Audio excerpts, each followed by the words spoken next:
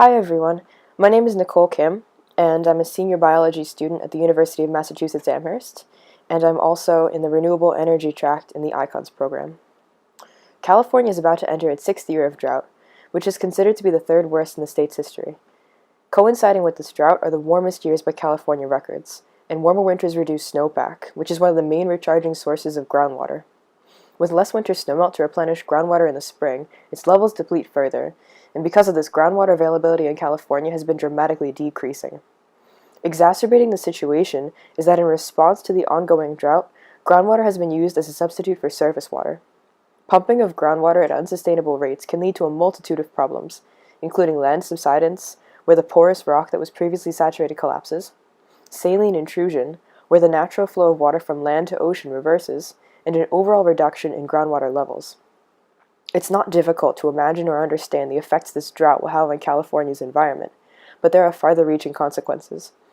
Currently, California produces over 1/3 of the vegetables and 2/3 of the fruits and nuts in the United States. This drought, localized to California, has impacted the entire country's economy. For a variety of reasons, predominantly political to date, California has had little formal management of groundwater resources. Yet in 2014, California passed the Sustainable Groundwater Management Act. This act requires the local level to develop groundwater management plans that will achieve sustainability by 2040.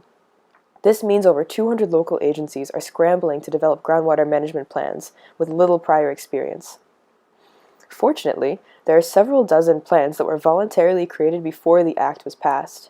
These plans can serve as a basis and a model for local agencies as they seek to develop their own plans.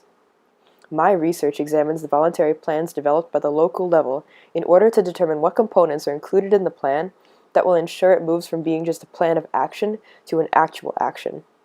I'm analyzing these plans for coordination across agencies, the governance structure for administering the plan, and whether or not responsibilities for implementation are assigned within the plan.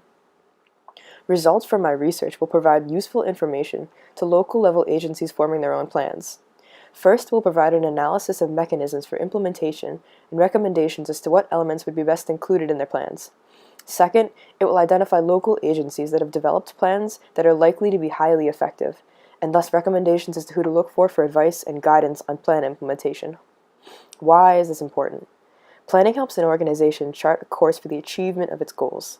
The more carefully implementation is considered in a plan, the more likely it is to be carried out effectively. Governance is integral to management, and one cannot coexist without the other.